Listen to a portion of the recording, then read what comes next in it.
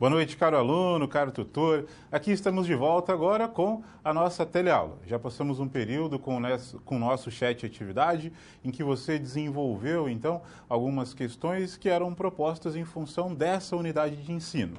Qual delas? A nossa segunda unidade de ensino, que trata sobre precificação de ativos. E antes de começar a aula, eu gostaria de realizar alguns comentários em relação ao nosso chat atividade.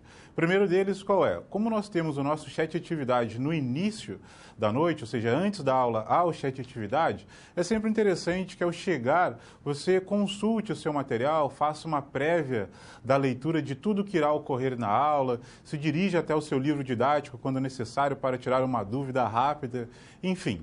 E aí seguir para o desenvolvimento das suas questões. Por qual motivo?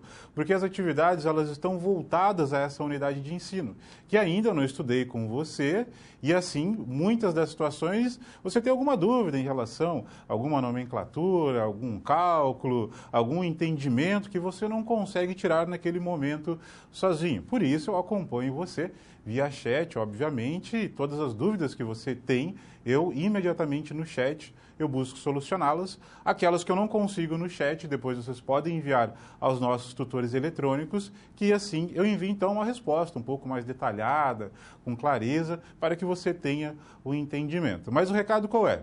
Antes da atividade, leia o seu material. Isso será fundamental para que você consiga desenvolver de uma forma mais apropriada a sua atividade. Correto? E agradeço já a participação de todos os tutores no trabalho que tivemos neste primeiro momento. Vocês foram muito bacanas, nós conseguimos solucionar as dúvidas, foram participativos. Eu sempre gosto de atividades desse formato. Muito obrigado pelo trabalho.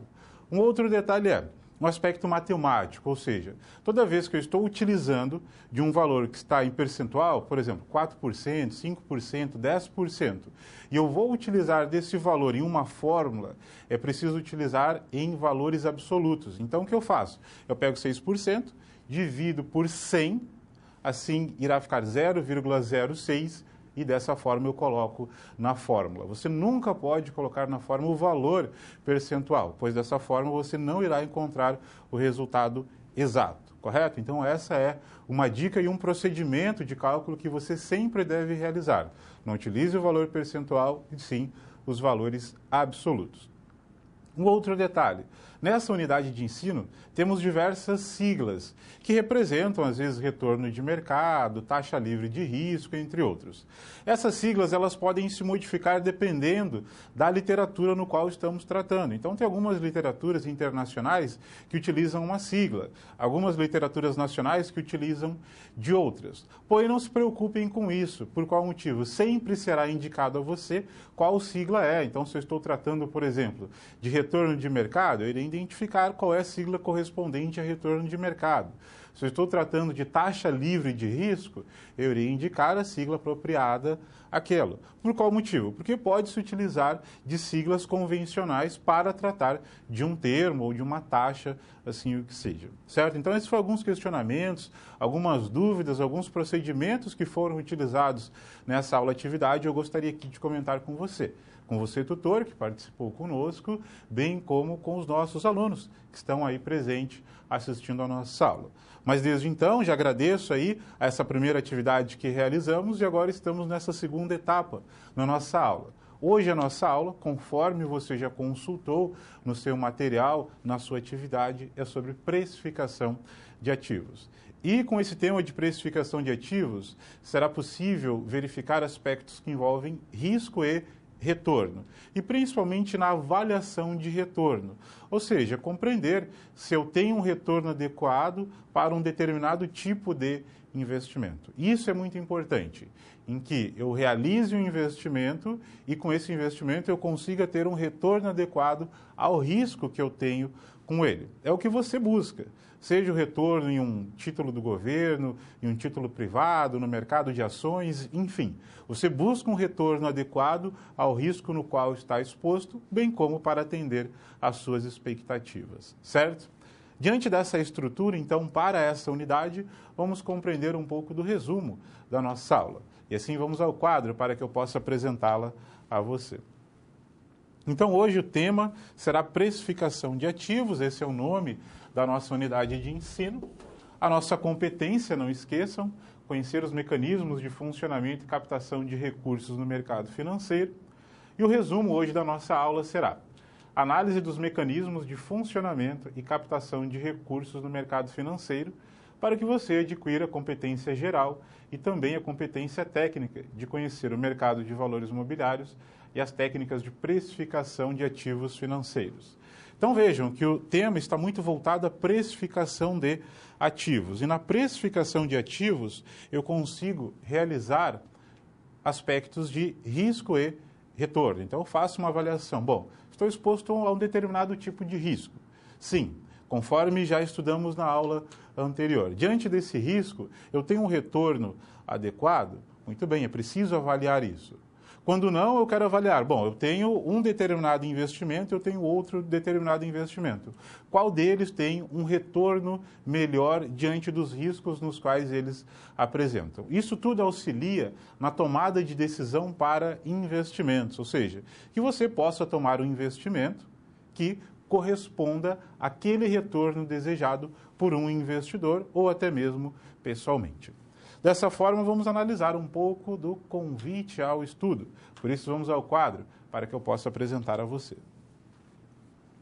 Nosso objetivo nessa unidade é trazer ao seu conhecimento modelos que auxiliem no processo de precificação de ativos financeiros através de definições de expectativas de retorno e análises de riscos. Então, conforme eu disse a você, estamos em uma unidade para tratar de precificação de ativos e assim realizar uma análise para risco e retorno.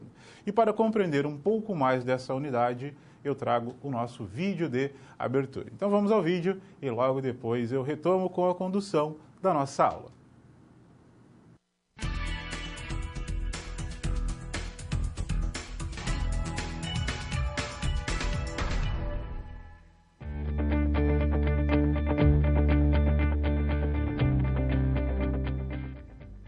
Na vida em que temos de tomar decisões sérias e é preciso fazer a relação entre risco e retorno quando chega esse momento. Eu tô numa situação dessas. Eu não sei se caso ou se compro uma bicicleta. A gente já namora há bastante tempo e eu sinto que é hora de dar um próximo passo no relacionamento. Mas é muita responsabilidade, sabe? Por outro lado, com o preço da gasolina e toda a questão do aquecimento global, comprar uma bicicleta não parece mau negócio. Só que eu moro numa cidade que tem muitos morros. Aí as minhas pernas não aguentam. Eu tenho mais uma questão além dessa. É sobre uns investimentos que eu não sei muito bem se vão dar certo. Só que esse assunto é mais fácil de resolver, porque isso é o que veremos na segunda unidade de mercado de capitais, que fala sobre precificação de ativos.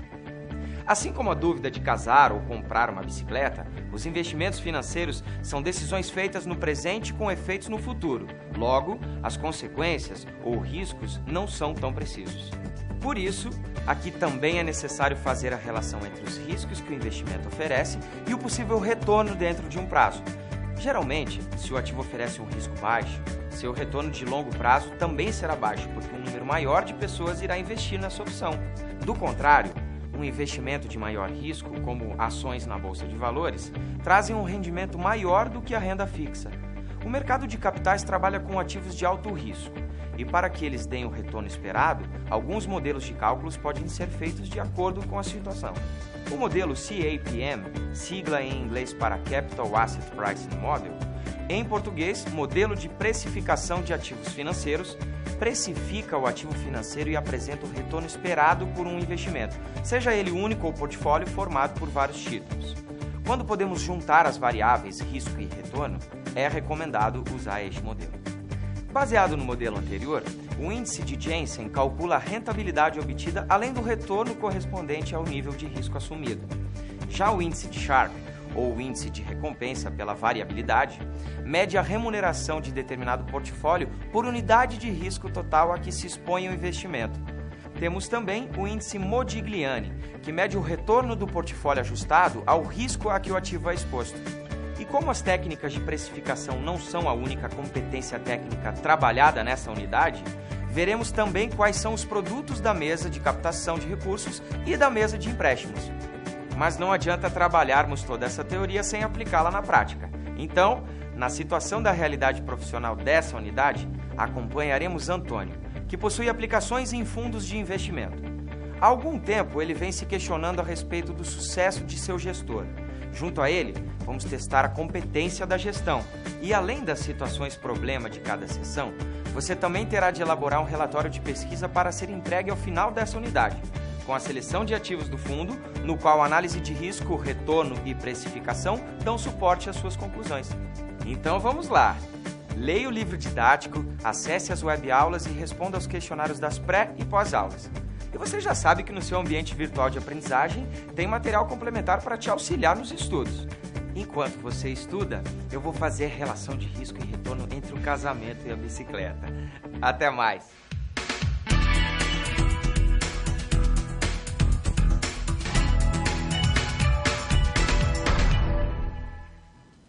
Muito bem, então vocês puderam assistir o vídeo que tratou sobre essa análise de risco e retorno para investimentos. E conforme foi colocado no vídeo, eu sempre tenho que tomar decisões pensando na possibilidade de retorno diante das minhas expectativas. Inclusive foi colocada a seguinte questão: o que devo fazer? Casar ou comprar uma bicicleta? Boa questão, né? Eu gosto dela porque eu sou ciclista e também casado, então é sempre uma brincadeira que a gente gosta de fazer nas aulas. Mas, enfim, a ideia qual é? É verificar, diante das possibilidades de investimento, qual é o melhor retorno possível no mercado diante das expectativas que eu tenho sobre ele, correto? Dessa forma, então, vamos conhecer os conhecimentos prévios da nossa aula, bem como a nossa situação geradora de aprendizagem. Dessa forma, veja os nossos conhecimentos prévios. Teoria dos portfólios e modelo de Markowitz. Inclusive, o modelo de Markowitz ele foi tratado na última aula, já nos colocaram via chat se é possível retomá-lo em sua explicação. Por isso, conforme eu orientei lá no chat atividade agora também nesse momento, eu peço que envie essa mensagem, essa dúvida aos nossos tutores eletrônicos, ou seja, os nossos tutores à distância, e assim eu posso elaborar um material, então, explicando melhor esse modelo com as orientações do livro didático e até mesmo com alguns vídeos de instrução, correto? Combinamos dessa forma? Assim, então, vamos dar sequência agora e compreender a nossa situação geradora de aprendizagem. Você está convidado a auxiliar o Antônio, que possui aplicações financeiras em fundos de investimentos e que tem se informado muito a respeito do assunto, começando a questionar o sucesso do gestor do fundo no qual participa. Então vejam, nós temos a situação de Antônio, um investidor que está aplicando seus recursos em um fundo de investimento e está buscando analisar, então, se o retorno está adequado para os seus investimentos. Só retomando que um fundo de investimento nada mais é do que uma modalidade no qual os investidores eles podem participar comprando cotas desse fundo de investimento. Então, o que é um fundo de investimento? Nada mais é do que uma carteira que seleciona alguns ativos para que possa ser vendido, então, a um grupo de investidores. Então, vamos imaginar um banco, ele comprou uma carteira de ações. Então, vamos supor que esse banco comprou lá na sua carteira de ações 100 mil ações e cada ação custa R$1 hoje. Então, ele investiu R$100 mil para a formação desse fundo. E o que ele fez? Ele dividiu em cotas esse fundo. Então, se tem R$100 mil lá em ativos, ele dividiu em 100 mil cotas. Então, cada cota custa R$1. Então, se você quer investir nesse fundo de investimento, você deverá comprar cotas que hoje custam R$1 cada. Então, eu irei receber um retorno conforme o volume de investimento em aspectos proporcionais que eu fiz sobre esse fundo. Então, se eu tenho, por exemplo, 10% do volume total do fundo de investimento, depois eu irei receber 10% de todo o retorno que conseguiu com esse fundo de investimento em um determinado período. Eu tenho fundos de investimentos ligados ao setor imobiliário, eu tenho fundos de investimentos de ações, eu tenho fundos de investimentos de moedas. E quem administra esses fundos de investimentos? Bancos, corretoras e instituições financeiras que estão autorizadas a operá-los, certo? Muito bem, vamos entender então da primeira situação problema do senhor Antônio, que quer verificar o retorno das suas aplicações em fundos de investimentos.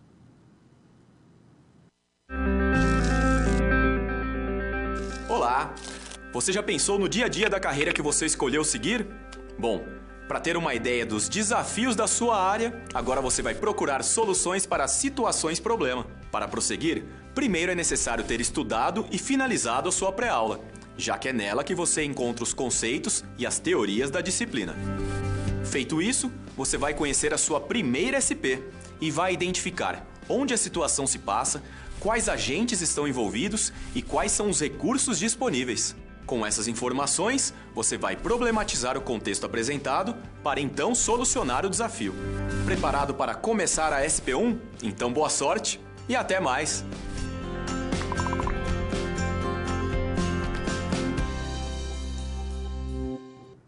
Muito bem, então chegamos à primeira situação problema do nosso investidor Antônio, que está preocupado em avaliar o retorno desse fundo de investimento no qual ele participa. Então vamos entender da estrutura desse fundo de investimento e assim avaliar quais são as condições para o seu retorno. Dessa forma, veja no quadro como está a formação desse fundo de investimento. Antônio possui investimento em um fundo cujo portfólio é composto por ações das empresas A, B e C. Então, vejam, é um fundo de investimento que tem ações das empresas A, B e C. Muito bem. Então, ele irá avaliar esses fundos, ou esse fundo de investimento, para um período de 3 anos. Então, ano 1, ano 2 e ano 3. Então, vejam, no ano 1, a ação A teve um retorno de 9%, a ação B um retorno de 11% e a ação C um retorno de 10%. Em média, ou seja, fazendo a média dessas 3 ações, ou do retorno dessas 3 ações, eu tenho 10%. Então, significa que o fundo de investimento, no primeiro ano, composto pelas ações A, B e C, conseguiu um retorno médio de 10%. E a taxa livre de risco nesse período, aqui representada pela taxa DI, 7%. Então, vejam, eu estou analisando o retorno médio para cada um dos anos com uma composição da ação A, da ação B e da ação C. No ano 2, o retorno médio foi de 12%. E no ano 3, o retorno médio também de 12%. E a taxa livre de risco ela não se alterou nesses 3 anos. Ela foi de 7% para todos os anos. Retorno médio do mercado. Agora estou avaliando investimentos no mercado, certo? Então foram selecionados 3 tipos de mercado. O mercado 1, o mercado 2 e o mercado 3. Então no ano 1, o mercado 1 teve um retorno de 13%, o mercado 2 teve um retorno de 14% e o mercado 3 um retorno de 15%. Em média, isso me deu um retorno de 14%. Muito bem. No ano 2, o retorno médio foi de 14% e no ano 3, um retorno médio também de 14%. Taxa livre de risco seguiu a mesma também, conforme a análise anterior, 7%. Então, vejam, eu estou avaliando o fundo de investimento no qual o senhor Antônio participa, um fundo de investimento que é composto pelas empresas A, B e C. Então, tem ações da empresa A, tem ações da empresa B e tem ações da empresa C. E eu avaliei o retorno médio para cada um dos anos. Logo depois, eu fiz uma avaliação para o mercado em geral. Assim, foram selecionados 3 mercados e verificou-se o retorno médio para cada um dos anos, certo? E considerei uma taxa livre de risco. O que é uma taxa livre de risco? Nós entendemos uma taxa livre de risco como aquele investimento que tem o menor risco possível no mercado. Ou seja, que você tem a garantia de colocar o seu dinheiro lá, conseguir recuperar esse dinheiro no futuro, adicionado de uma remuneração. A probabilidade de perdas nesse tipo de investimento é muito baixa. Então, por esse motivo, é entendido como um investimento livre de risco. Uma dessas modalidades é o conhecido CDI, Certificado de Depósito Interbancário. Então, o que o mercado faz? Ele utiliza a taxa de juros desse certificado de depósito interbancário para entender como uma taxa livre de risco. Alguns investimentos utilizam, por exemplo, a taxa básica de juros, que é a Selic, como uma taxa livre de risco. Outros utilizam a poupança, essa que vocês conhecem em geral e tem na maior parte dos bancos, como um investimento livre de risco. Isso irá depender da análise de cada um, mas a ideia é verificar, bom, esse investimento ele tem um risco alto ou um risco baixo. Esses que eu citei a vocês, como o CDI, que ainda iremos estudar na aula, como a taxa Selic, que é uma taxa que está atrelada aos títulos públicos do governo, a poupança, que é um investimento muito popular, normalmente são utilizadas para referenciar as chamadas taxas livres de riscos, certo? Vamos adiante e vamos retomar ao quadro para que a gente possa continuar o nosso estudo. Esse investidor está questionando o sucesso do gestor do fundo e, com isso, foram levantados os seguintes questionamentos. Será que o retorno do fundo foi suficiente para remunerar o risco incorrido? Ou seja, já que ele está investindo em um fundo de ações, será que ele tem um retorno adequado, considerando o risco no qual ele está exposto?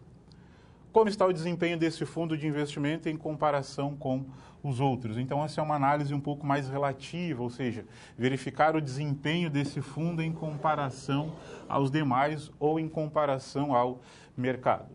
Então, a ideia é ajudar o senhor Antônio a compreender o desempenho dos seus investimentos, bem como fazer uma análise se é necessário ele migrar de investimento, ou seja, procurar outras alternativas de investimento. Dessa forma, conforme a unidade, iremos fazer um relatório para, no fim, entregar ao senhor Antônio e demonstrar a ele se os seus investimentos estão tendo um bom retorno ou não.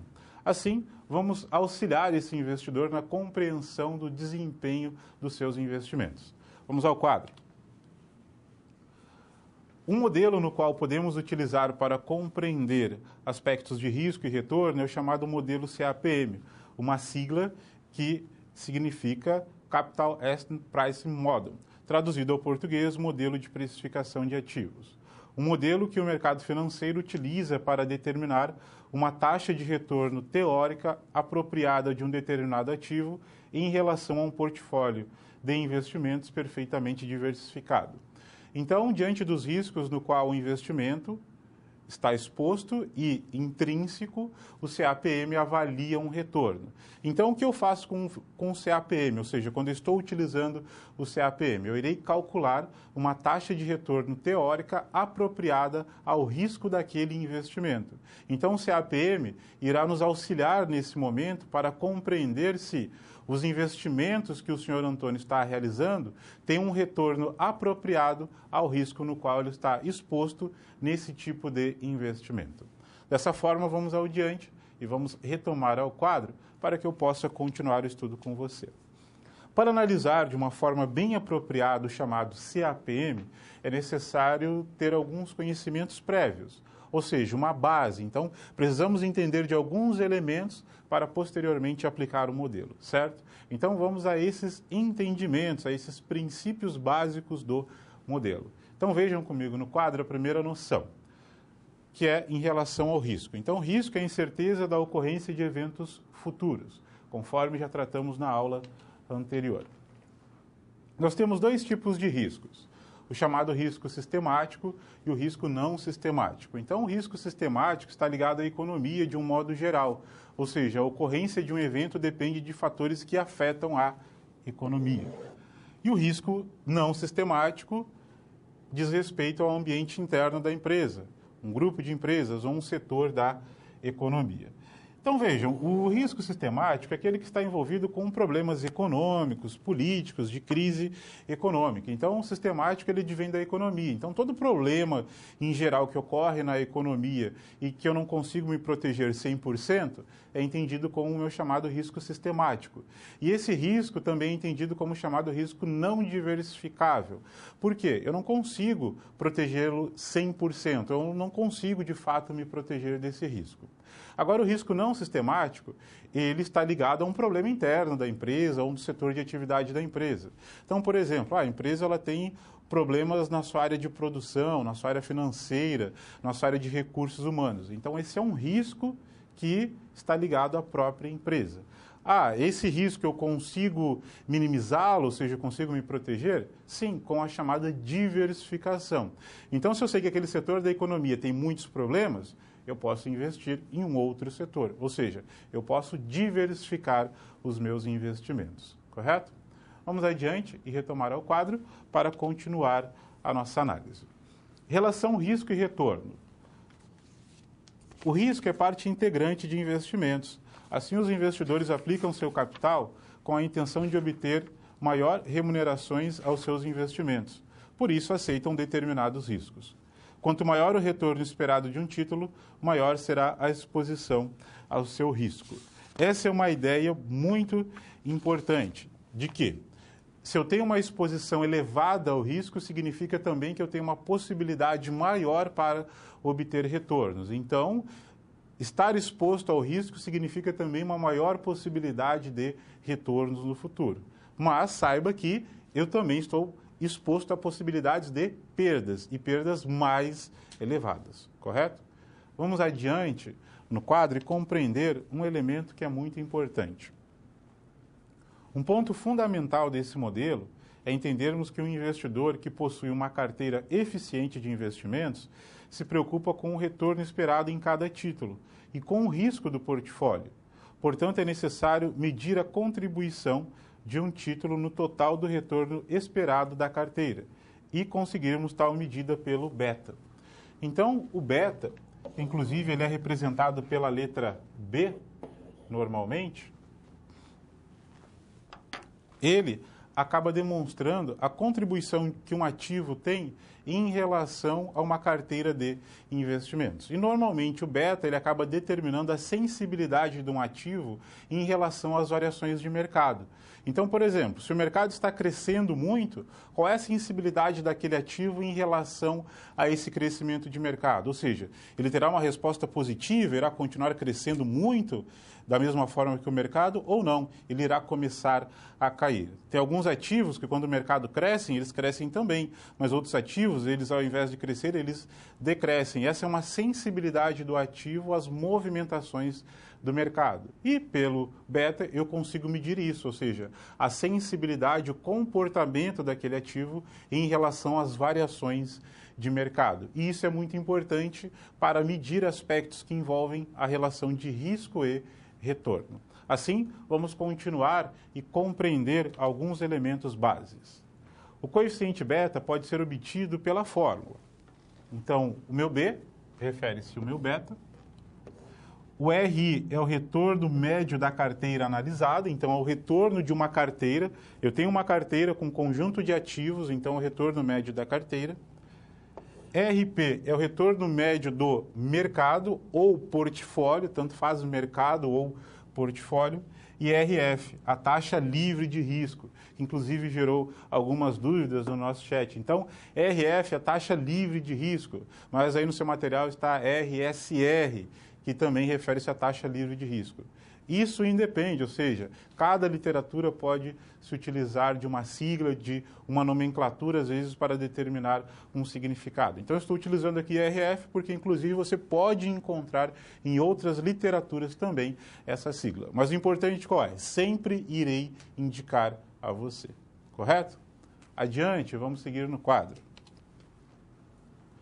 Agora, então, a equação do modelo CAPM. Então, aqui nós temos o CAPM. Então, RF, taxa livre de risco, mais o meu beta, isso tudo multiplicado por RP, que é o retorno de mercado ou do portfólio, diminuído da minha taxa livre de risco.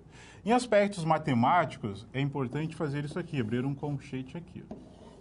Por quê? Primeiro você irá resolver isso aqui e depois adicionar ao RF, certo?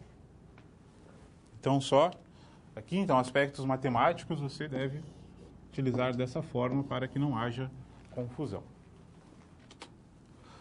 O modelo CAPM permite verificar se os riscos não diminuídos com a diversificação de títulos de uma carteira serão remunerados de forma justa ao risco exposto. Então, vejam, eu tenho o risco sistemático, aquele que advém da economia, e o risco não sistemático, que é próprio da empresa ou do seu setor de atividade. Em relação ao risco da economia, eu não consigo me proteger. Mas em relação aos problemas com a empresa ou com o setor de atividade da empresa, eu consigo, com a diversificação. Então, vejam, você não consegue diminuir o seu risco em 100%. Você consegue minimizá-lo com a diversificação, mas mesmo assim você está correndo riscos. Bom, se eu estou correndo risco, qual é o retorno adequado a esse risco no qual eu estou exposto? O CAPM auxilia a encontrar uma taxa apropriada a esse risco. Dessa forma, então, vamos adiante e compreender agora a resolução da nossa situação problema. Aqui nós temos as nossas taxas de retorno, as taxas médias, que inclusive foi apresentado lá no início a você. Então, no ano 1, a carteira de investimento, que nada mais é do que o fundo de investimento, um retorno de 10%, no ano 2, 12%, e no ano 3, 12%. Então, isso aqui refere-se ao fundo de investimento. Fundo de investimento. O retorno médio dos mercados selecionados foi 14% para todos os anos. E a taxa livre de risco também 7% para todos os anos. O nosso primeiro passo será calcular, então, o retorno médio de todos os anos, certo? Então, o que nós iremos fazer? Calcular o retorno médio de todos os anos. Então, vejam, do fundo de investimento, o retorno médio é de 11,33%, considerando o retorno de todos os períodos, do ano 1, 2 e 3. Eu tenho um retorno médio de 11,33%. O retorno médio dos mercados, 14%, considerando o ano 1, 2 e 3. E a taxa livre de risco média, 7%. Então, aqui eu estou considerando o período total, ano 1, 2 e 3, certo? Antes eu havia mostrado a você o retorno por ano. Então, eu mostrei o retorno do ano 1, do ano 2 e do ano 3. O que eu faço agora? Eu calculo o retorno total para o ano 1, 2 e 3. Então, o retorno do fundo de investimento para os 3 anos, 11,33%. Para o mercado, 14%. E taxa livre de risco média, 7%. Assim, vamos adiante resolver essa situação problema. Inicialmente, iremos realizar o cálculo do beta. Então, o cálculo do beta, ele pode ser realizado conforme a fórmula que eu já apresentei a você, em que eu irei considerar o retorno da carteira, ou seja, o retorno do fundo de investimento, menos a taxa livre de risco. Isso tudo dividido pelo retorno de mercado, menos a taxa livre de risco. Então, tenho 11,33%. Vejam como fica em valor absoluto, ó, 0,1133 menos 0,07. Então, vejam, aqui está em percentual e eu transformei tudo para valor absoluto aqui. 0,14 menos 0,07. Resultado, 0,619. Agora eu posso dar mais um passo e colocar todos no CAPM. Então, vamos lá. Conforme disse a você também, ó, coloquei aqui em percentual e depois coloquei em valores absolutos. Então, fica 0,07, taxa livre de risco. Aí, o meu beta, que é 0,619. Retorno do mercado, 0,14, menos 0,07, que é a minha taxa livre de risco. Então, a diferença entre 0,14 e 0,07 fica 0,07 e eu irei multiplicar isso por 0,619. Isso irá me dar um resultado de 0,0433 mais 0,07, eu tenho um resultado de 0,1133. Ou seja, um retorno adequado, uma taxa de 11,33%. O que significa isso, professor?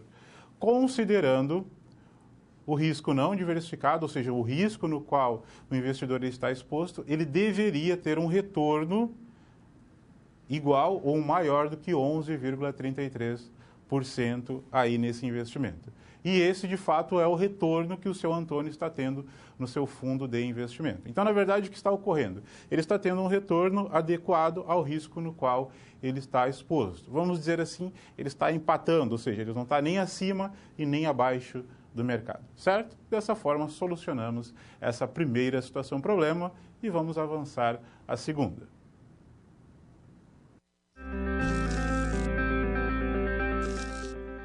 E aí? Conseguiu encontrar uma solução satisfatória para a SP1? Como você pôde notar, o desafio apresentado tem como base situações comuns da realidade de mercado. Eles são elaborados a partir de informações de empresas, experiência dos professores e acontecimentos do cotidiano. Isso significa que antes mesmo de você se formar, além de todo o conhecimento teórico, você já está em contato com a realidade do seu futuro profissional. Ah, e caso surja alguma dúvida, acesse o fórum e envie a sua pergunta, ok? Confere agora a SP2.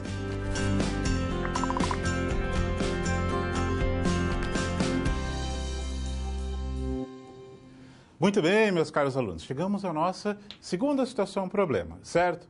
Vamos adiante, vamos compreender agora outros questionamentos que o senhor Antônio irá levantar para análise do desempenho do seu investimento. Então vamos ao quadro.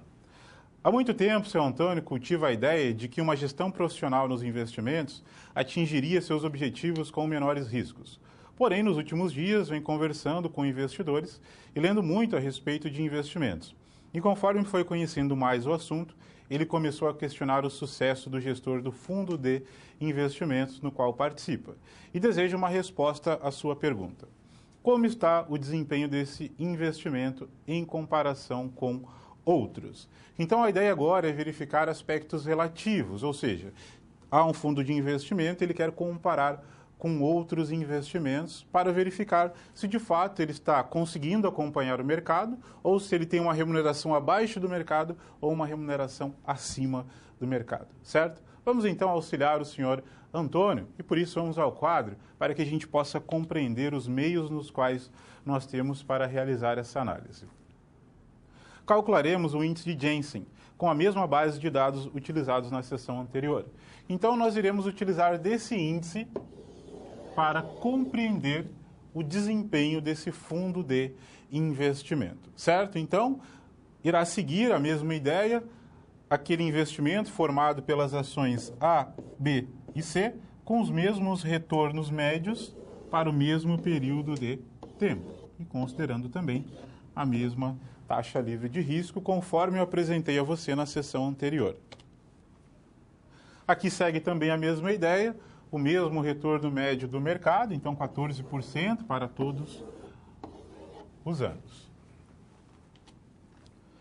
Agora sim, vamos ao índice Jensen, indicador desenvolvido por Michael Jensen baseado no modelo CAPM para mostrar a rentabilidade adicional que se consegue além do retorno correspondente ao nível de risco sistemático assumido.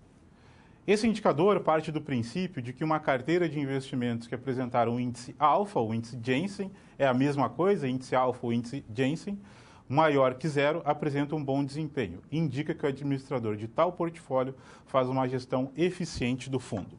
Então, qual é a ideia? Como nós podemos responder à dúvida do senhor Antônio?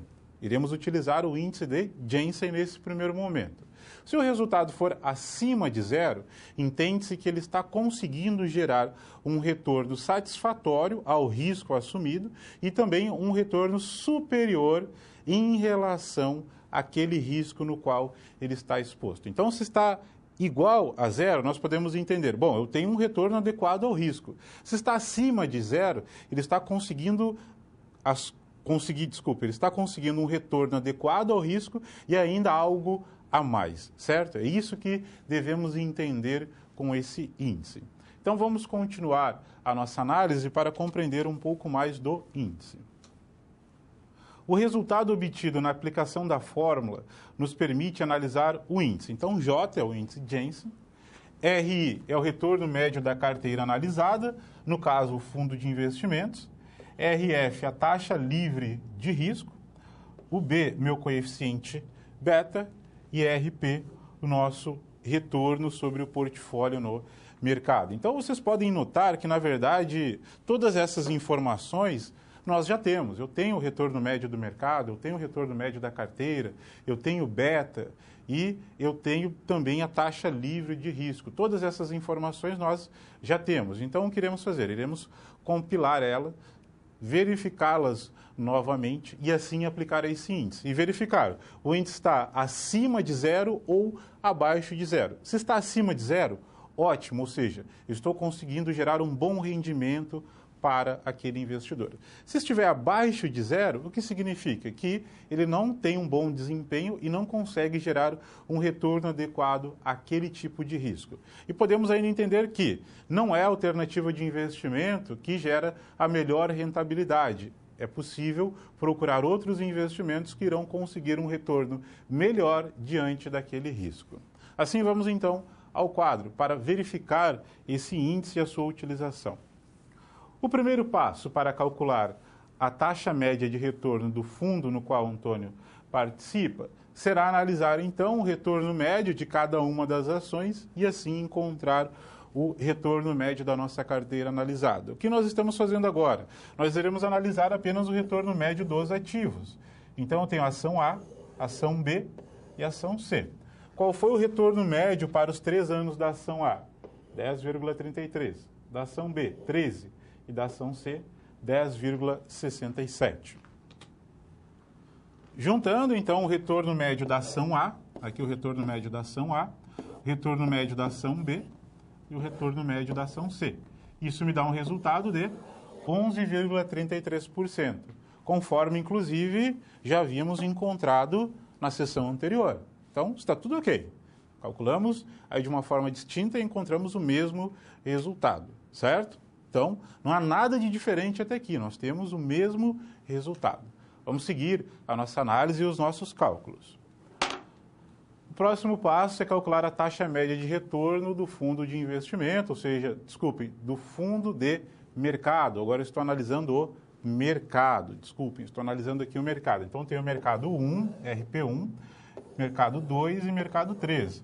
Então, para os 3 anos, o mercado 1 gerou um retorno de 13%, o mercado 2 um retorno de 13,67% e o mercado 3 um retorno de 15,33%. Bom, então aqui o que eu tenho? O mercado 1, o mercado 2 e o mercado 3, o retorno médio de cada um deles. Quando eu faço a média desses 3 mercados, eu tenho um retorno de 14%, conforme também encontramos na sessão anterior. Lembre-se, o retorno do mercado, qual era para os 3 anos? 14%. Porém, agora o que eu fiz? Primeiro analisei cada um dos mercados e depois encontrei o retorno médio. Vamos seguir a nossa análise para chegar nos demais resultados. A taxa média livre de risco. Bom, essa não se alterou em todos os anos, então 7%, conforme também foi a sessão anterior. Aqui nós temos o cálculo do beta, o mesmo cálculo que foi realizado na sessão anterior. Então, nós temos o retorno da carteira, que nada mais é do que o fundo de investimento, taxa livre de risco, retorno médio do mercado e taxa livre de risco. O beta, 0,619. Dessa forma, nós conseguimos as principais informações para agora calcular o nosso índice Jensen. Índice esse que eu devo entender o quê?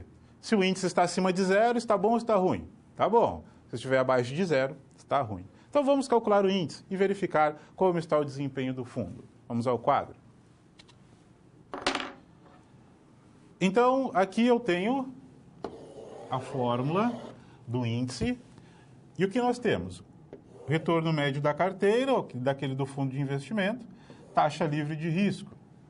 Aqui o nosso beta, retorno médio do mercado e taxa livre de risco, certo? Como nós iremos proceder, iremos resolver aqui esse lado. Então, o que eu faço? 0,14 menos 0,07. O resultado será 0,07. Vezes 0,619 me dá o resultado de 0,043. A diferença entre 0,1133 e 0,07 é 0,0433. O que significa dizer que o resultado é igual a 0. Ah, e agora, professor, o resultado ficou igual a 0. Nós entendemos o seguinte, que o fundo de investimento ele consegue gerar um retorno adequado no qual ou ao risco em que o investidor está exposto para aquele investimento. Não está nem acima e nem abaixo do mercado. Ele consegue um retorno adequado ao risco, correto? Essa é a análise que deve ser realizada para o desempenho do fundo de investimento, considerando o nosso chamado índice Jensen. Muito bem, assim finalizamos a nossa segunda situação problema e vamos avançar à próxima. Bom, 2 SPs já foram finalizadas. Como você acha que está se saindo? Lembre-se de que para se dar bem é importante seguir as etapas, já que elas facilitam os seus estudos. Vamos revê-las? Primeiro é necessário estudar a pré-aula para conhecer a teoria e os conceitos da disciplina. Em seguida, leia a SP com atenção para conhecer e interpretar a situação exposta. Feito isso, você deve levantar hipóteses sobre a situação problema, considerando os recursos disponíveis. E por fim, você deve aplicar os conceitos estudados com foco em resolver a problematização. Combinado? Então fique agora com a SP3. Até mais!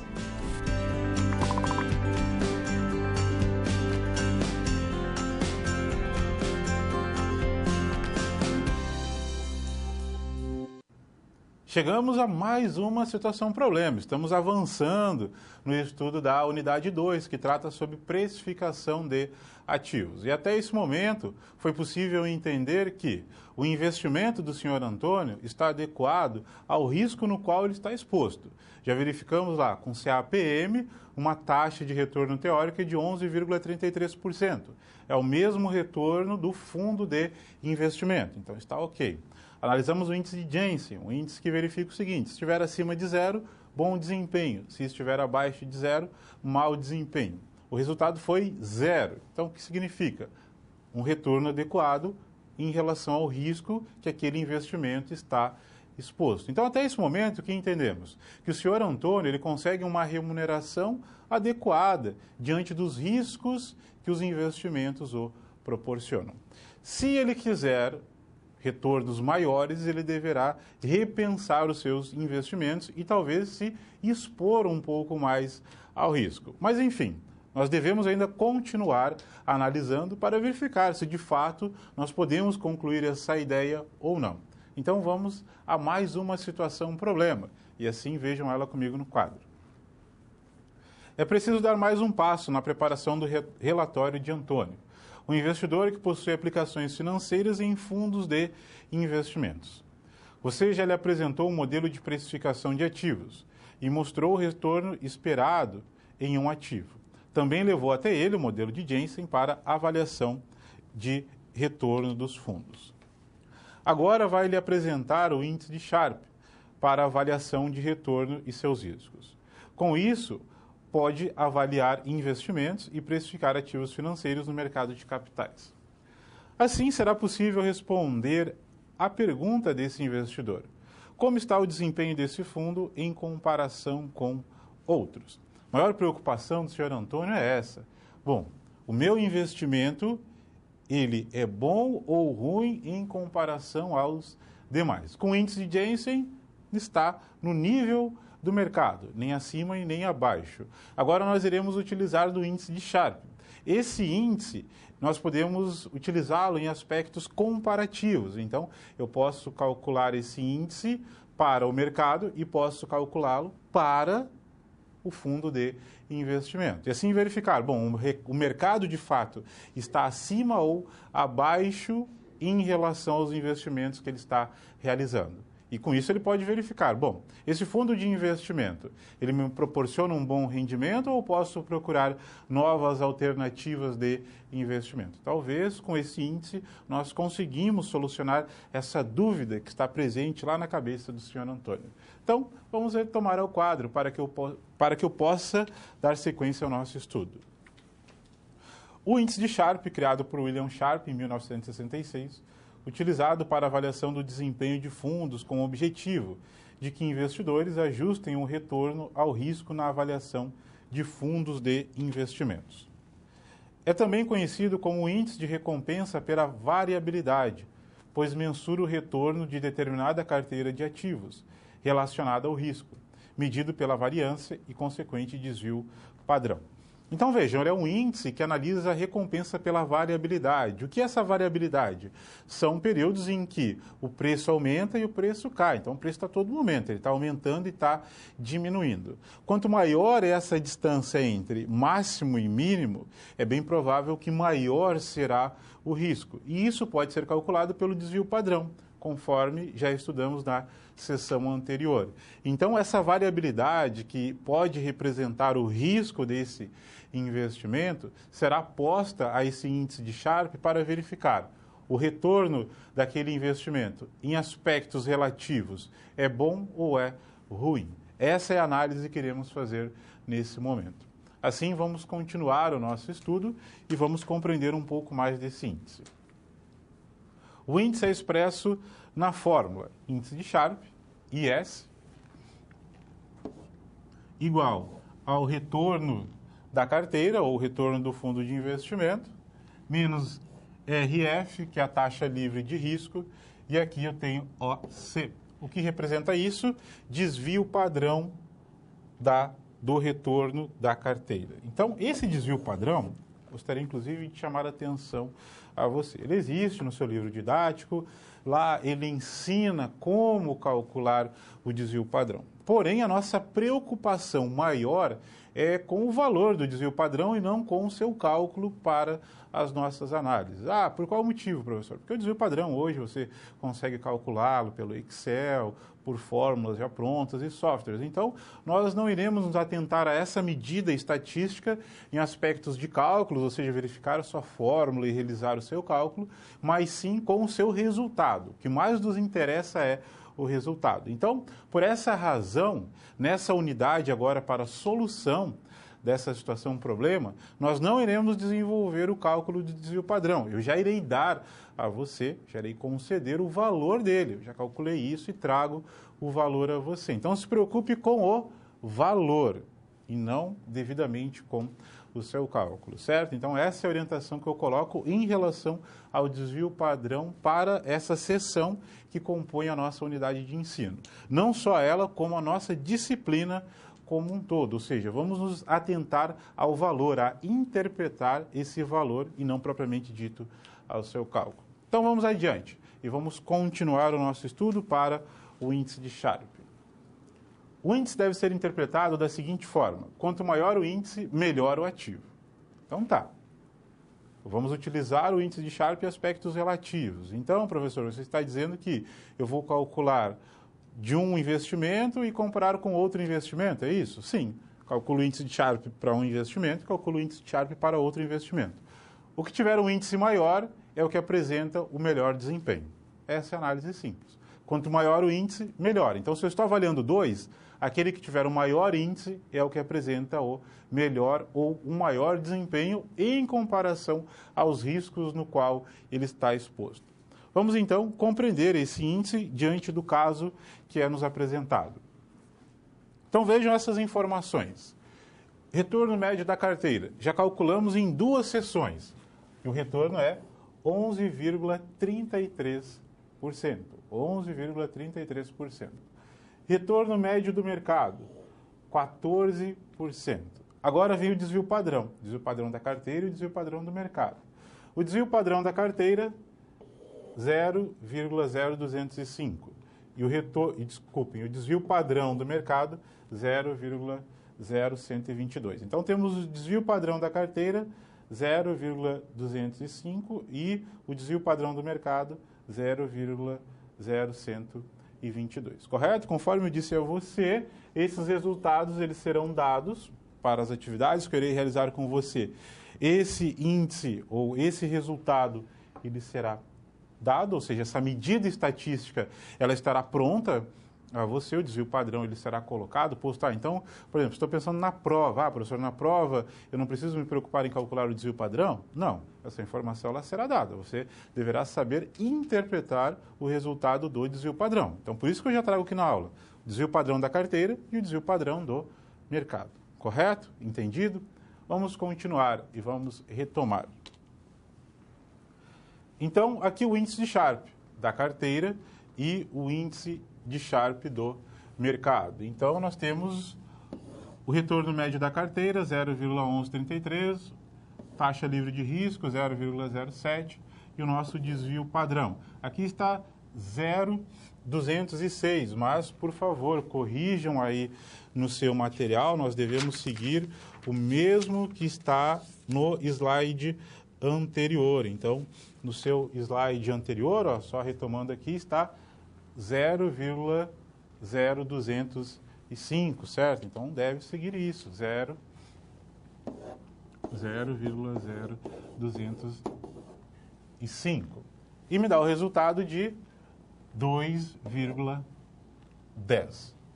Eu tenho o retorno do mercado, 0,14, taxa livre de risco 0,07 e o meu desvio padrão, conforme a informação foi dada, 0,122, resultado de 5,73. Professor, então o mercado ele tem um desempenho melhor do que o fundo de investimento? Sim. Veja, um resultado aqui de 2,10 e o resultado para o mercado de 5,73. O mercado ele consegue ter um retorno melhor do que o fundo de investimento.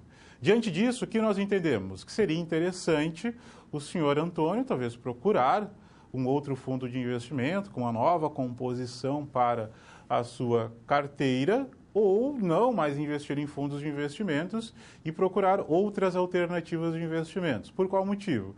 Porque o mercado ele consegue gerar um retorno, um desempenho maior em comparação ao fundo de investimento. Inclusive, nós conseguimos verificar pelo índice de Jensen, pelo CAPM, que se tinha um retorno que compensava o risco, mas não era um retorno acima, ou seja, ele não estava acima do mercado, ele não estava acima do que aquele risco propunha ao investimento. Então, dessa forma, o que nós entendemos? Que há espaço para que o senhor Antônio busque novas alternativas de investimentos diante da possibilidade que o mercado oferece.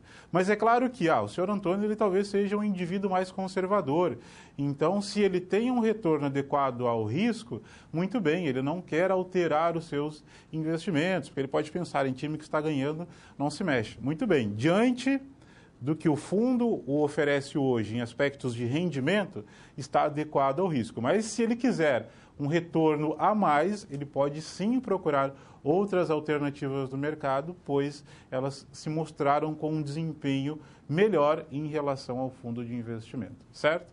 Dessa forma, então, finalizamos mais uma situação problema em relação a essa atividade e vamos seguir para a próxima situação problema.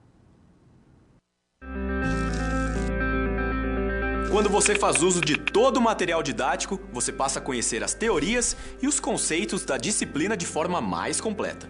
Só assim as SPs, que servem de exercícios práticos que te preparam para o mercado de trabalho, terão efeito na sua carreira.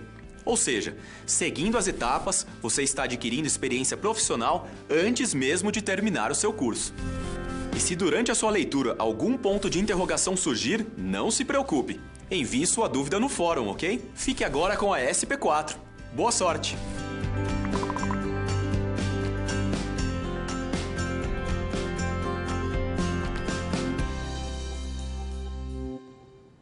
Muito bem, então chegamos à nossa última situação problema. E também estou acompanhando aí o chat nesse momento ao vivo e vejo que há uma interação muito forte em relação a vocês tutores, em relação a vocês alunos. É assim mesmo, a nossa disciplina ela deve continuar com essa interação para que tire uma dúvida, realize um comentário, pois isso faz com que a gente sempre venha aprender algo a mais, bem como tire as nossas dúvidas. E se tratando disso, toda dúvida que você tiver em relação ao assunto no qual estamos tratando aqui, você pode nos enviá-la via chat, pois temos um momento oportuno ao fim dessa aula para realizar comentários e dúvidas. Correto? Vamos adiante, então. E agora essa última situação problema. Antônio é investidor, atento às possibilidades de mercado e quer estudar a possibilidade de comparar os seus investimentos no mercado monetário e não apenas no mercado de capitais. Quais os produtos do mercado financeiro? Bom, o senhor Antônio, então, agora ele quer avaliar apenas não apenas a possibilidade de investir no mercado de capitais, ou seja, de investir em um fundo de investimento em ações, e sim conhecer outros produtos financeiros que existem nesse mercado, para que ele possa avaliar, então, as alternativas de investimentos no qual ele dispõe. E é sabido que eu não tenho apenas ações para realizar investimentos. As ações são uma boa alternativa, inclusive atualmente tem se demonstrado como uma possibilidade boa de investimentos, embora o mercado esteja em uma forte correção nesses últimos dias, mas acreditamos que o mercado acionário, nesse ano, ele possa gerar bons rendimentos aos investidores, embora precisa se conhecer desse mercado, desenvolver estratégias adequadas a toda a nossa realidade econômica, certo? Então vamos conhecer esses produtos financeiros que existem ainda para que o senhor Antônio venha realizar os seus investimentos. Vamos então ao quadro para que eu possa demonstrar a você. Uma instituição financeira pode atuar como uma intermediadora, de forma direta, através de bancos comerciais, ou de forma indireta, auxiliar, quando opera em nome de terceiros. Os produtos das mesas de captação de recursos e mesas de empréstimos negociados no mercado poderão ser classificados conforme renda, prazo e emissão. Então, para compreender dos produtos financeiros, no qual o senhor Antônio tem à sua disposição, nós iremos classificá-los em função da sua renda, do seu prazo ou da sua emissão. Dessa forma, será possível passar pelos principais produtos financeiros que hoje ele dispõe para realizar os seus investimentos e que você também irá encontrar no mercado financeiro para realizar os seus investimentos. Dessa forma, vamos ao quadro para que eu os apresente. Então, inicialmente, em relação à renda, eu tenho os investimentos chamados de renda fixa. Um produto de renda fixa oferece todos os rendimentos conhecidos previamente no mercado da aplicação, sendo eles pré-fixados, quando os juros totais são definidos no ato do contrato, independente de alterações econômicas. Então, tem lá, eu tenho investimentos de renda fixa. O que significa um investimento de renda fixa na prática? Se você aplica em um título de renda fixa, significa que no futuro você irá recuperar o seu capital principal, aquele capital que foi investido, adicionado de juros e correções monetárias, certo? Então, professor, investir em renda fixa significa que eu irei ter o capital que eu investi inicial, mais uma remuneração no futuro? Sim. Essa remuneração ela pode ser baixa, mas você irá ter esse rendimento e o seu capital no futuro.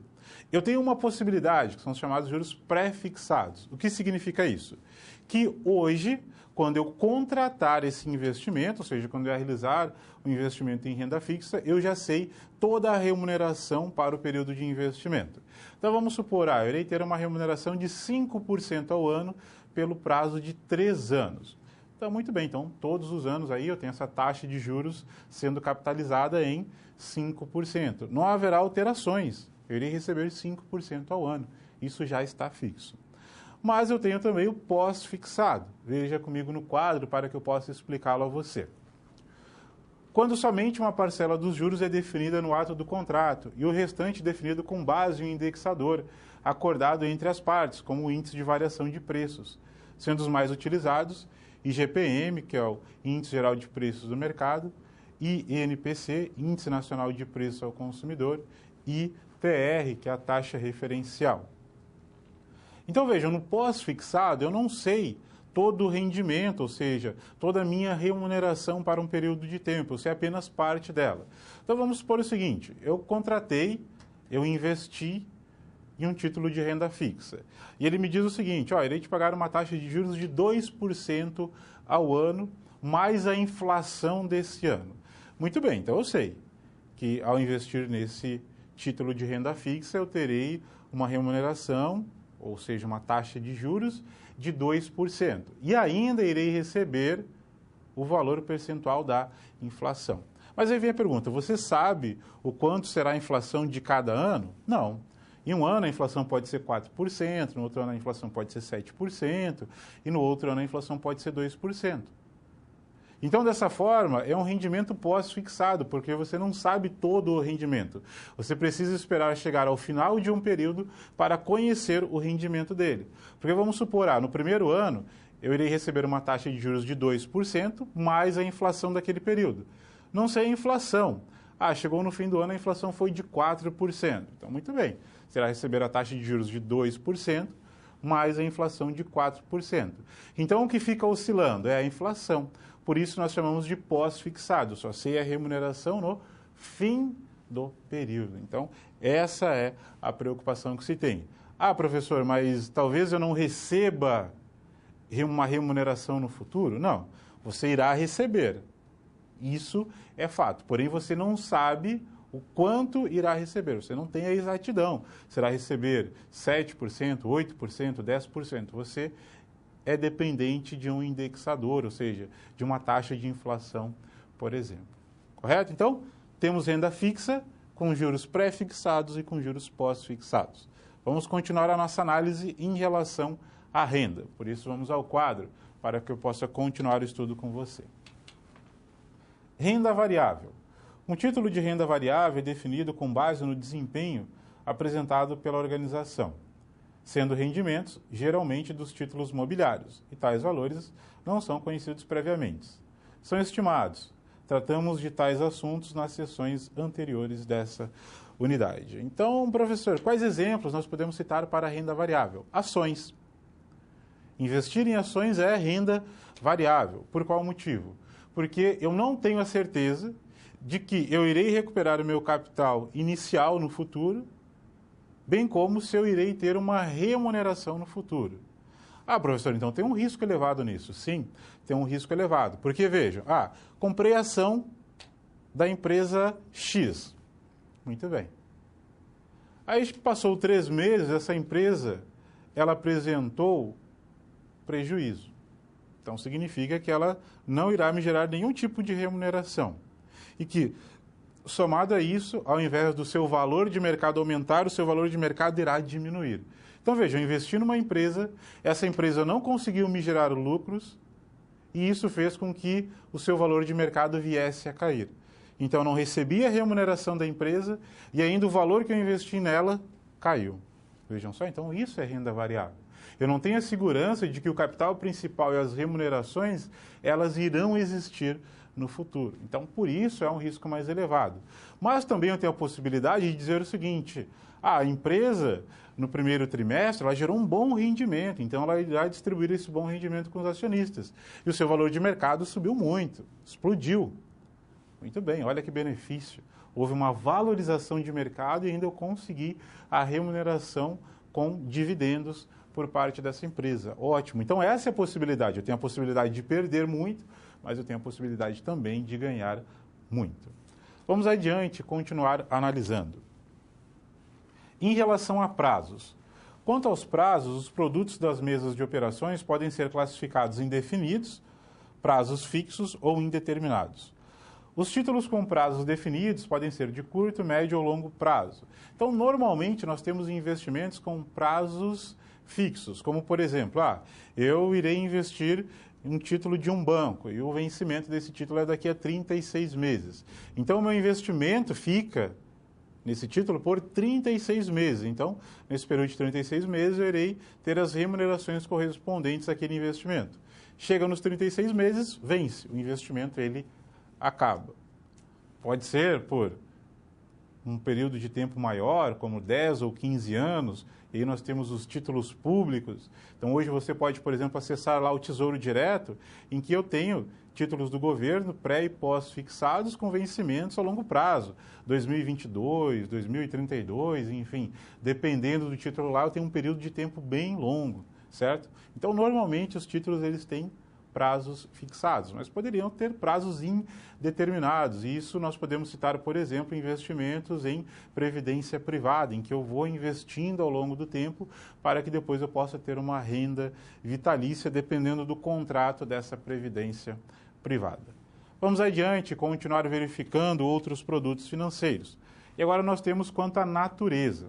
Quanto à natureza de emissão, poderão ser públicos, emitidos pelo governo, ou privados, emitidos por instituições privadas autorizadas pelo Banco Central.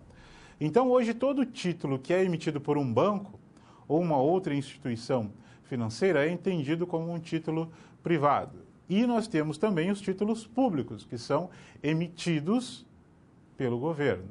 Então, você pode comprar um título privado em um banco, ou você também pode comprar um título público. Esse título público você pode adquirir via uma corretora ou um banco, porém ele foi emitido pelo governo e não por uma instituição privada, certo? Vamos adiante dar alguns exemplos agora para que você o entenda. Então, aqui eu tenho um exemplo de um título privado. Esse é um título privado. Certificado de depósito bancário. Quem o emitiu? Bancos em geral. A comercialização com o público em geral. Quando eu falo essa comercialização, quando um banco ele emite um CDB para captar recursos. Isso é fato. O banco ele emite um CDB para captar recursos. Essa emissão, ela deverá ser junto ao público em geral. Então, o que significa isso?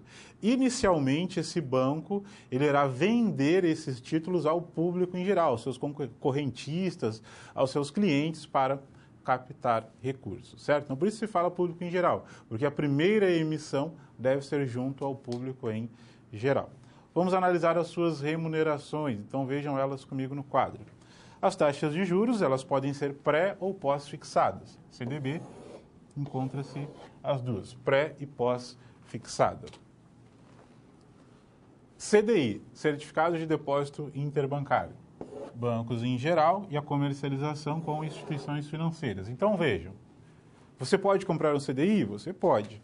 Mas a emissão inicial, ou seja, quando um banco ele emite um CDI, ele emite esse CDI para que ele possa captar recursos junto a instituições financeiras. Ele emite, então, um CDI para captar recursos junto às instituições financeiras inicialmente. Aí depois a comercialização, ela continua. E o CDI, ele tem uma alta liquidez no mercado e por isso a taxa de juros do CDI serve como referência para muitas operações bancárias, certo? Inclusive utilizamos em algumas situações problemas a taxa DI, que nada mais é do que a taxa do CDI.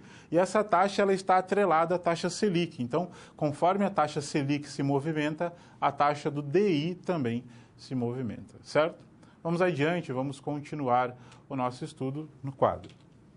Nós temos outros produtos ainda a se destacar, como Hot Money, desconto de duplicatas, empréstimos e financiamentos no mercado. Vamos resolver a nossa situação problema?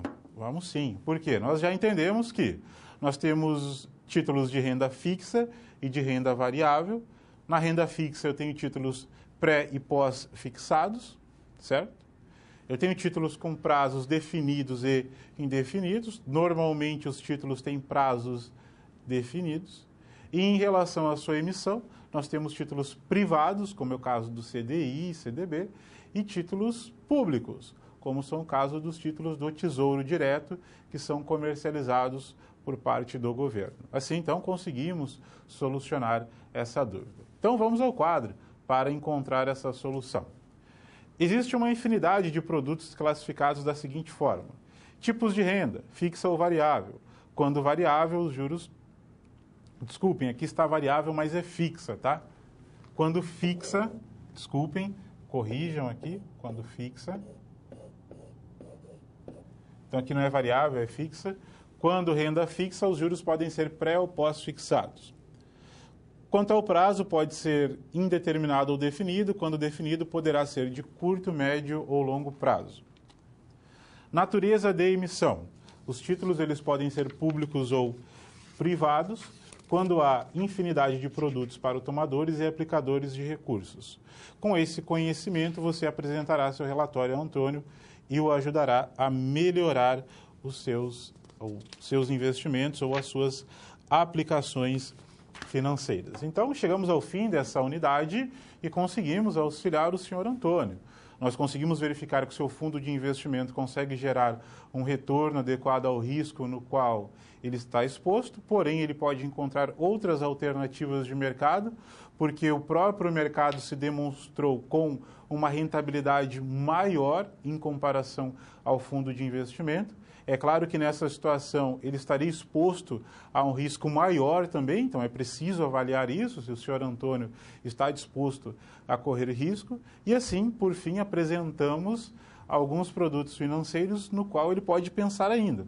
Ele já está investindo em renda variável, em ações, porém existem os títulos privados, como CDB e CDI, e também os títulos públicos, que são emitidos atualmente pelo governo federal e se encontram em comercialização no Tesouro Direto e também em algumas corretoras e alguns bancos que têm autorização para negociar esses títulos. E dessa forma, então, finalizamos essa situação problema e vamos agora à parte final da nossa aula, provocando novas situações e diálogo com o professor.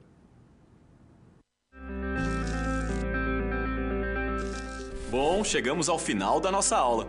E depois de concluir todas as SPs, é hora de você refletir sobre tudo o que aprendeu com os desafios. Vamos lá? Primeiro, ficou claro que o conhecimento vem ao fazer uso do material didático disponível no ambiente virtual do aluno. Isso inclui fazer a pré-aula, assistir aos vídeos, ler os textos e acessar as web-aulas. E depois de compreender os conceitos da disciplina, você aprendeu a aplicar os fundamentos aprendidos em situações similares às da realidade do mercado de trabalho. Tudo isso faz de você um aluno proativo e mais capacitado para exercer a sua profissão, o que te coloca passos à frente na hora de ter sucesso profissional. Mas não acabou. Você ainda tem a sua pós-aula para acessar. Não vai esquecer, hein? Cada parte do processo é essencial para a sua aprendizagem. Respeite todas as etapas, ok? Bons estudos! Tchau!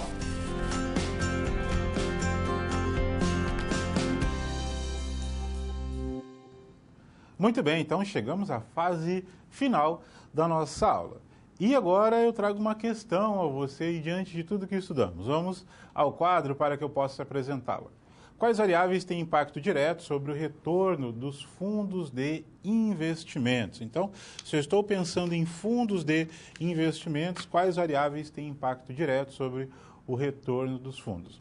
Na aula passada, inclusive, discutimos alguns aspectos que influenciam no desempenho do mercado de capitais. Então, quando nós temos fundos de investimentos, nós podemos pensar em fundos de ações, como foi o caso do senhor Antônio, nós temos fundos que estão ligados a investimentos imobiliários, nós temos fundos de investimentos aplicados em títulos privados, nós temos fundos de investimentos aplicados em títulos do governo. Então, nós temos algumas variáveis que podem afetar cada um desses fundos de investimentos. Então, eu posso citar aqui que alguns fatores contribuem. E eu irei citar um agora que ele tem um peso na economia brasileira muito grande, que é a inflação.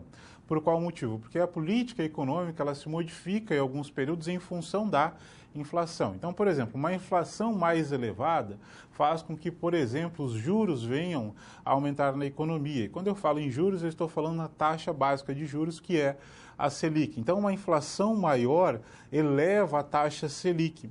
Muito bem, ao elevar a taxa Selic, automaticamente os títulos públicos que estão atrelados à taxa Selic terão um rendimento maior e é bem provável que os títulos privados também irão ter um rendimento maior, porque, por exemplo, a taxa DI ela está atrelada à Selic. Então, veja, fundos de investimentos que têm na sua composição renda fixa em maior parte poderão ter um rendimento maior no futuro em função desse aumento da inflação. Porém, a inflação gera incertezas na economia e isso acaba dificultando previsibilidades no futuro e isso acaba, em algumas situações, inibindo alguns tipos de investimentos, como é o caso de ações e até mesmo migrando investimentos de renda variável para renda fixa. Mas, enfim, você também poderá colocar outros fatores e, por esse motivo, irei fazer uma pausa para que você possa colocar os seus comentários em relação a essa questão, bem como os questionamentos, dúvidas, entre outros, que podem surgir nesse momento em relação à nossa aula. Então, iremos fazer essa breve pausa, irei acompanhar aqui no chat junto com o nosso tutor e logo depois eu retomo para a finalização da nossa aula.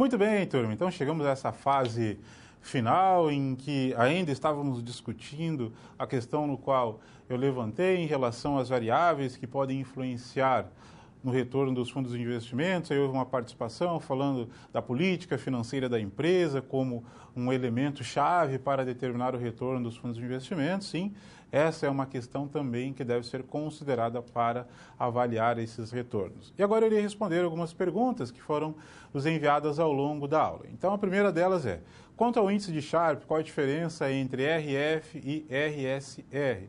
Não há diferença, é apenas uma sigla para determinar taxa livre de risco. Então, quando eu falo taxa livre de risco, eu posso utilizar da sigla RF ou RSR. É a mesma coisa. Eu utilizei uma sigla diferente para demonstrar a você que também é utilizado dela em algumas literaturas. Mas não se preocupem com isso, pois sempre irá ser posto o seu significado.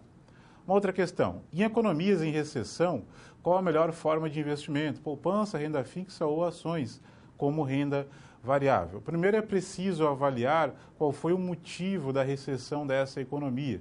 Se essa economia ela está em recessão em função de um evento interno ou de um evento externo. Então, por exemplo, a economia brasileira atualmente ela passou por uma crise econômica em função de alguns problemas internos. E isso fez, por exemplo, com que a inflação viesse a ficar muito elevada e o nível de atividade econômica muito baixo. Inclusive, o PIB apresentou taxas negativas. Diante de uma situação dessas, em que a economia está muito instável e não há previsibilidades para o futuro, é preferível investir em renda fixa, pois você teria segurança de recuperar o seu capital no futuro. Então, é preciso avaliar um pouco dos motivos pelos quais a economia está passando por uma crise. Mas, normalmente, em períodos de crise, de instabilidade, você não consegue ter uma boa previsibilidade do que pode ocorrer no futuro, e aí aquele investidor que não quer correr riscos, ele deve colocar o seu capital em renda fixa. Mas aquele que ainda busca melhores retornos no mercado, está disposto a correr riscos, ele pode investir em renda variável e continuar em ações, por exemplo. Então, isso vai depender um pouco das causas da crise e do perfil do investidor, correto? Última pergunta: existe um desempenho mediano para calcular o índice de Jensen?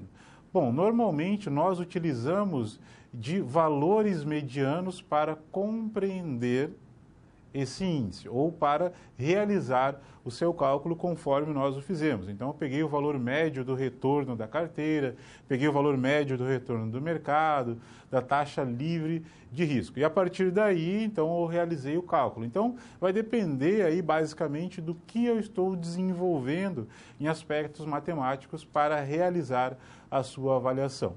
Mas eu sempre ou normalmente utilizo de resultados medianos. Então, o retorno mediano do mercado, o retorno mediano da carteira para realizar o cálculo do índice de Jensen, como também dos demais índices. Mas esse é um procedimento de cálculo que, inclusive, utilizamos na aula de hoje. Correto?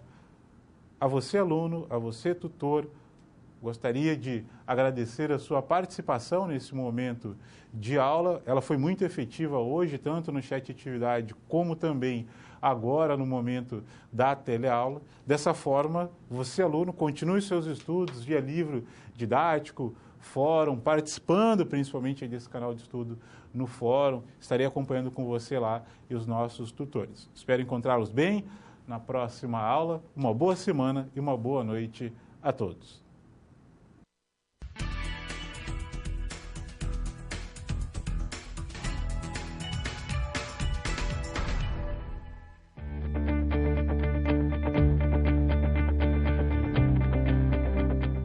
Olá, seja bem-vindo ao encerramento da segunda unidade de mercado de capitais. Você lembra que no começo da unidade eu estava com duas dúvidas? Uma era sobre os meus investimentos e a outra se eu deveria me casar ou comprar a bicicleta. Eu fui acompanhando as sessões, fazendo as contas e aconteceu que meus investimentos deram certo. Aí eu pude comprar a bicicleta e vou poder me casar. Eu fiquei tão feliz com o resultado que agora vou te ajudar a relembrar o que vimos nessa unidade para que, caso algum dia você passe por uma encruzilhada parecida, tenha noção do que vamos fazer. Vamos lá? Na seção 1, conhecemos o modelo CAPM. que calcula o retorno esperado de um ativo em relação ao portfólio. Esse modelo é recomendado quando podemos juntar as variáveis de risco e retorno, porém não é aplicado a todos os ativos. Mesmo assim, essa é uma ferramenta eficiente na tomada de decisão sobre investimentos. Na SP1, você deu o primeiro passo para elaborar o relatório solicitado por Antônio, que estava em dúvida quanto ao sucesso do gestor de sua carreira de investimentos. Para obter a expectativa de ganhos em função do risco, foi necessário aplicar o modelo visto nessa seção.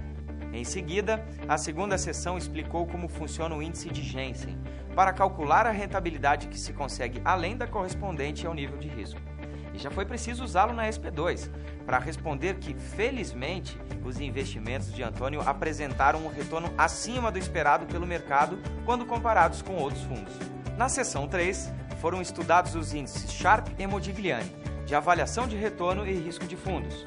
O primeiro é usado para ajustar o retorno ao risco. Já o segundo é usado para medir o retorno do portfólio ajustado ao risco ao qual o ativo é exposto. Usando esses índices, podemos ver na situação problema correspondente que foi por competência do gestor que os investimentos de Antônio têm apresentado resultados positivos. Por fim, na seção 4, vimos as mesas de captação e de empréstimo e quais seus produtos. Na última SP, você apresentou ao Antônio alguns produtos do mercado financeiro para que ele pudesse comparar os investimentos. Uma infinidade poderia ser listada. Interessante tudo isso que vimos, não? Mas como quando se trata de dinheiro é sempre bom estar preparado, então eu vou deixar mais um exercício para você.